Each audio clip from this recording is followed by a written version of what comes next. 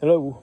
So here's something we're trying new at the Fields of Cincinnati, which is a farmer-led learning center or a living classroom. We're doing the relay and more schematics to like what Jason Mock is doing.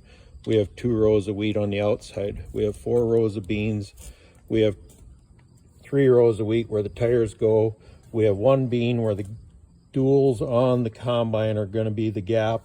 Then we have 3 rows of wheat, again where the tire's at, 4 rows of beans, 4 rows of wheat, 4 rows of beans, and here again we got the tires, so we got 3 rows of wheat. We got 1 row of beans going where the dual gap is at, and then we have 3 rows of wheat, 4 rows of beans, and then we have our outside 2 rows of wheat, which will turn into 4 rows of wheat when we're planted end to end. So that's what it looks like on the outside. And we wrote that on there so that way we know where we're to set it up for when we do beans next spring. So right here, we just went ahead and we taped off the appropriate openers or seed cups for the openers. So we can use this old equipment to make this work. It's more of the proof of concept has already been there, but we want to see if it'll work under our management skills and our style of management.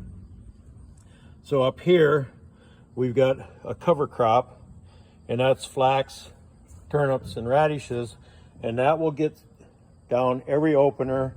So regardless if it's got wheat or not, it will have the living root throughout the whole thing on a 7.5 inch spacing.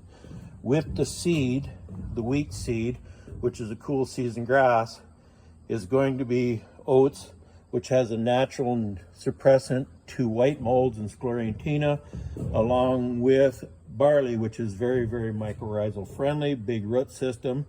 And then we're going to have safflowers and sunflowers. Those are warm season broadleaves, and they're going to help us with the weed suppression on the warm season broadleaf type weeds we have up there. And this whole system is going to get planted today.